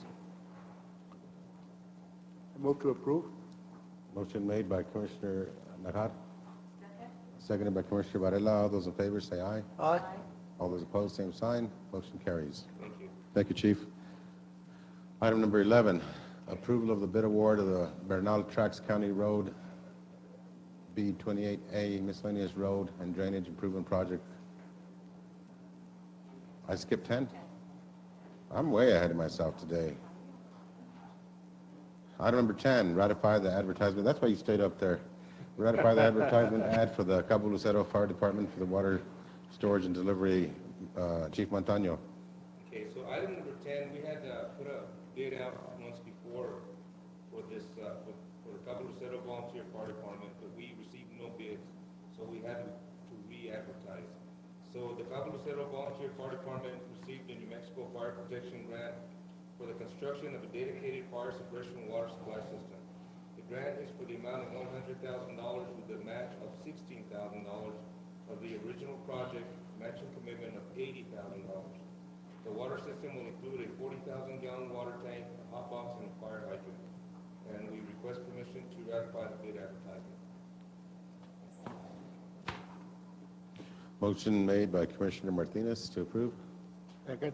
Seconded by Commissioner Ahad. All those in favor say aye. Aye. All those opposed, same sign. Motion carries. Thank you, Chief. Appreciate it. Item number 11, bid award for the Bernal Trax County Road B28A. Mr. Morris Madrid. Mr. Chair, Commissioners, a while back I provided a list of projects to you that would be undertaken through the proceeds of a loan by San Miguel County. We are proud to present the first three today as items number 11, 12, and 13. Before I ask for your approval on these items, I want to report that two very good things happened in the way that we are operating now in San Miguel County. We had spoken to you about trying to do some of these projects with our own materials. Some of these are going to be our guinea pigs, kind of. And it's resulted in a lot lower cost in the bid tabs. The engineer's estimate versus the actual bids are significantly different. We're able to save a lot of money. And I know that all of you are familiar with the term change orders. And it sounds like a really bad word because normally they're change orders to go up for someone else's profit. In this case, we're going to work with the contractor and the county manager to formulate some change orders to expand these projects with the money that we're saving in the same area so that the scope of what the commission voted on is not changed, but the service area will be greater. As we move forward, we will be reporting to you how many dollars we've saved through the processes we're taking and how much more area and how we've been able to expand the project as compared to the old way of doing things. The other good news is that the lowest bidder was a local contractor, so the money will be staying within our communities with our county. So we look forward to more of these. And with that, I ask your approval on items 11, 12, and 13. I like the way you roll. We got three done at once. Motion made by Commissioner Varela. Second. Seconded by Commissioner Padilla. All those in favor say aye. Aye. All those opposed, same sign. Motion carries. Thank you for putting all three of those in one And I'm basket. going to roll right into our next report. I'm going to keep it very short before I hand it over to Arnold. The report for this month consists of what I'm showing you right here. Every month we will bring you more projects to do. Right now out to bid we have Cabo Lucero, San Ignacio, Gonzales Ranch, Las Dispensas, and Cañoncito. So we're going to be very busy. We're going to bring you a lot of bids to award and get a lot of work done. That's my personal report for now. Thank you, Mr. Madrid. Good afternoon, Mr. Mr. Lopez. Chair, Commissioners. Arnold Lopez here with Public Services Operation Division report for the month of March. And for the record, we're on item 14, so. Go ahead, sir. Okay, so our motor grader operator number 1, which is Juan Vigil, he had been over in A19 San Jeronimo area doing maintenance work in that area. Then he moved on to A4A in Cañoncito de Manuelito. We applied some material in various spots on that county road, A4A, and Rociada and Pandaray as well. He went on to Las Despensas on County Road A3, and also we spread base course material on some bad areas. And then also he was currently and actually is wrapping up in the lower colonias and upper colonias area. We had a hill road there that was gotten kind of treacherous with these rains and stuff we had. So we've applied material there, and we're hoping that was a good accomplishment there. And then Peter Vigil, motor grader operator number 2, is he's currently in the Leyva area, a long stretch of road that goes all the way into Santa Fe County. We're also applying material there today on bad spots. But he had previously been in the Villanueva area in B29B, B29D, B29E. Also we did some repair work in San Rafael, County Road 56A, and then also in Pecos on B44A and B44B, and also on B53 and Cow Creek as well in the Pecos area. Our motor grader number 3 is was operated by Nash Roybal.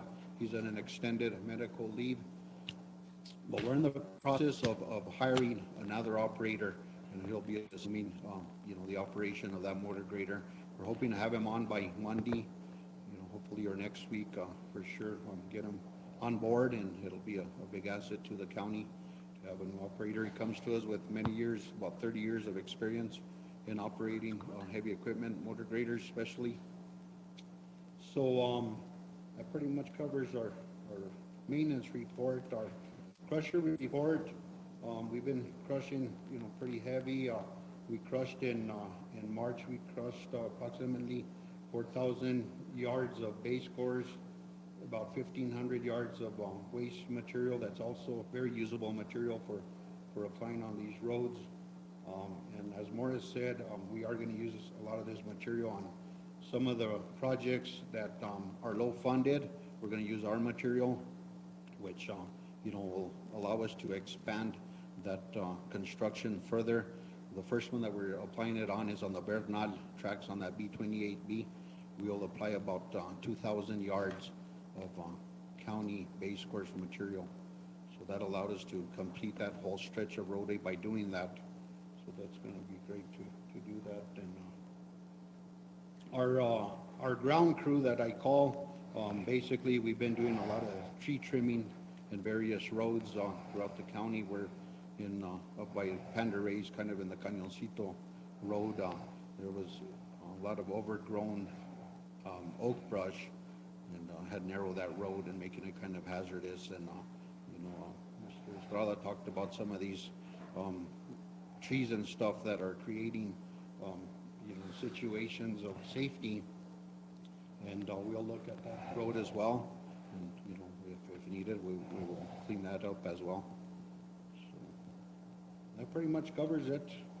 Mr. Chairman, I'd like to thank the road department for all the good work they've done, especially that I know of in my district, but also not only that they've been working hard, but I didn't hear no complaints, and I didn't hear of any accidents, which is very important, because I know those roads are very narrow, and with those big trucks, it's hard to maneuver through those roads. Right. But I'd like for you to send my thanks to all the crew. Will do. And you yourselves for your promptness on repairing the roads. And I wish I could take you all to eat one of these days, because I know how hard you work. Thank you very much. Thank you again. Thank you. I'd also like to echo the sentiment of thanks to yourselves, both of you, Mr. Lopez, Mr. Madrid, and your entire staff.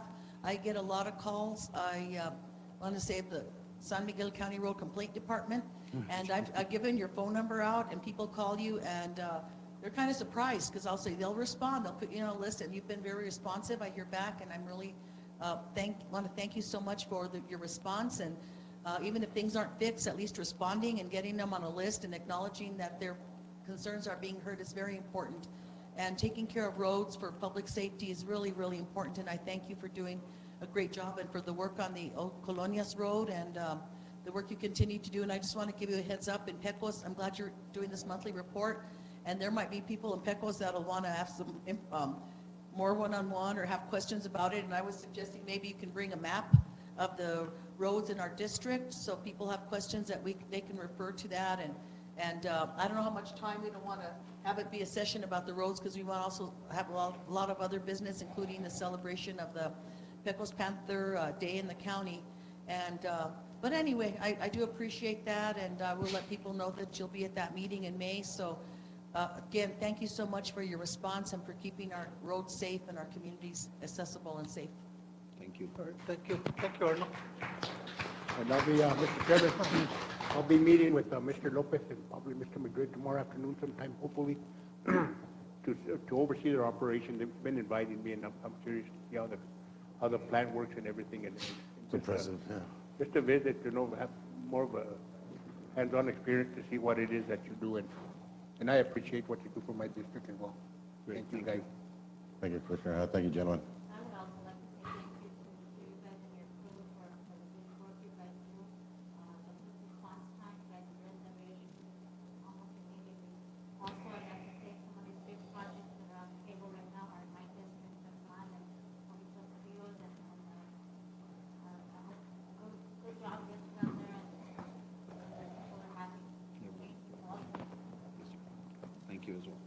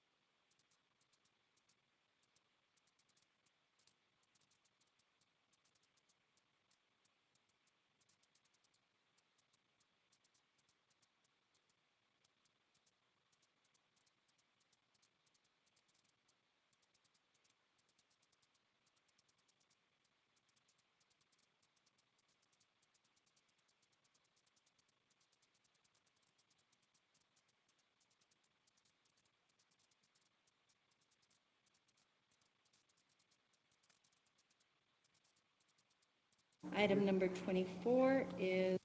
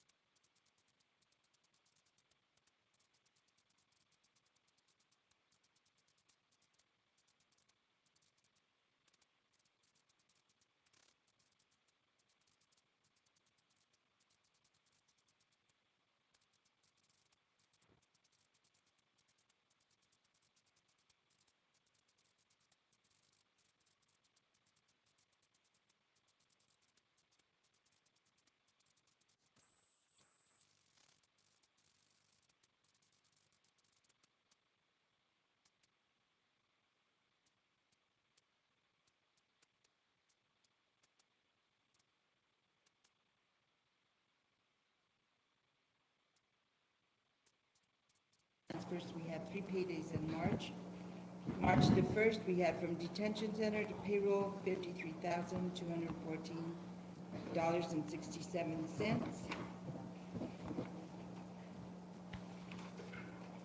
From the fire to general fund, general fund to payroll, we had $1,079,541.34. That was March the 2nd. On March the 10th, we had from detention center $56,042.52. From general fund, we had $191,361.12 to payroll. On March the 30th, from detention center, we had $46,123.89. From general fund, we had $167,118.77. We only had 1 wire transfer, and that was to Bernalillo County, $49,181. We also had a transfer from the fire to general fund, which was $427.58, and from detention center to general fund, $2,234.84. Those were all the bank transfers for March. Any questions? Thank you so much for all you do. You're welcome. Thank you. Thank you. Happy Easter to everyone. Item number 26, resolution 2017-411F1.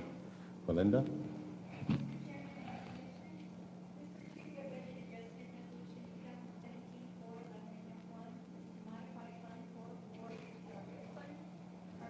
Actually begin with a beginning cash balance of $25,554.24 at the beginning of the fiscal year. We had budgeted revenue coming in of $7,000, and we had only planned on spending $4,000 by the end of the year. However, we've been informed that we have to spend the monies that were carried over from the previous fiscal year by the end of the fiscal year in order to prevent those funds from being reverted to the state. So I'm asking to increase the budget in full in order that we could fully utilize all the funds. Absolutely. Any questions? Motion made by Commissioner Varela, seconded by Commissioner Hart. All those in favor say aye. All those opposed, motion carries. Item 27, Melinda. Item 7, I'm requesting ratification of an advertisement for request for proposals for auditing services. We received a letter from the State Auditor's Office to seek proposals for the audit fiscal year 2017. Our last auditors fell off of rotation due to the length of time that they've been conducting our audit. I have to be able to submit a recommendation to the state auditors by May 1st. So I'll also have to ratify the award during the meeting. I'll stand for a motion to approve. Motion made by Commissioner Hart, seconded by Commissioner Varela. All those in favor say aye. Aye. All those opposed, same sign. Motion carries. Item number 28, indigent burial ratification by Ms. Gonzalez. Mr. Chairman and Commissioners, we had 3 burial requests this particular month.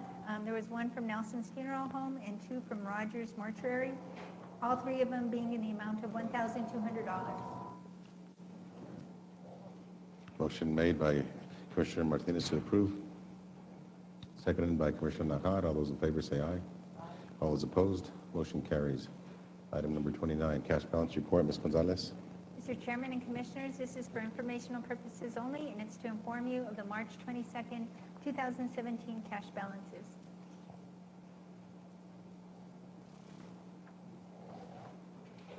Would you like to make your famous statement, Commissioner Padilla? Yes, we are, sir.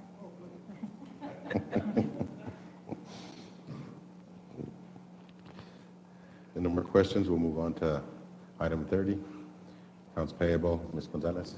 Mr. Chairman and Commissioners, I'm providing you with the accounts payable register for the period of February 17th through March 21st, and then the housing payment register from Bernalillo County paid on behalf of San Miguel County for the month of February 2017.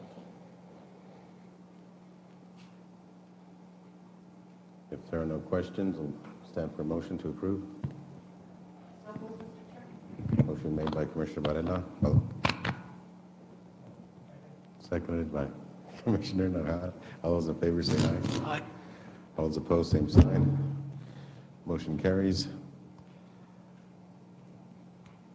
Looks like we're coming to a quick end of that meeting. I'd like to thank Melinda for the great job you do, Melinda. I have total confidence in you, and I like how you explain things to me because it seemed like a different language, but they're catching on, so thank you so much for all I second that, Melinda.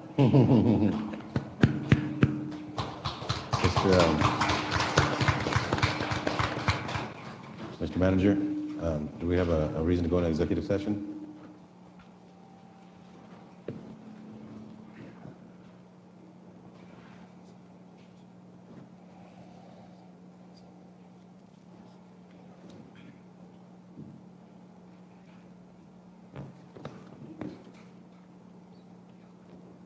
Okay, so we have pending litigation and personnel matter.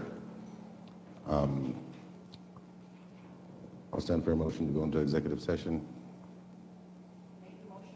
Motion made by Commissioner Varela, seconded by Commissioner Martinez. Can we get a roll call vote, please?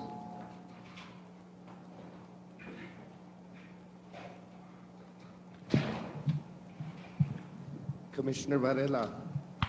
Yes. Chairman Rock Ulibarri, Yes. Vice Chairman Arthur Padilla, Yes. Commissioner Janice Varela, Yes. Commissioner Maria Martinez, Yes. and Commissioner Chris Nahat. Yes.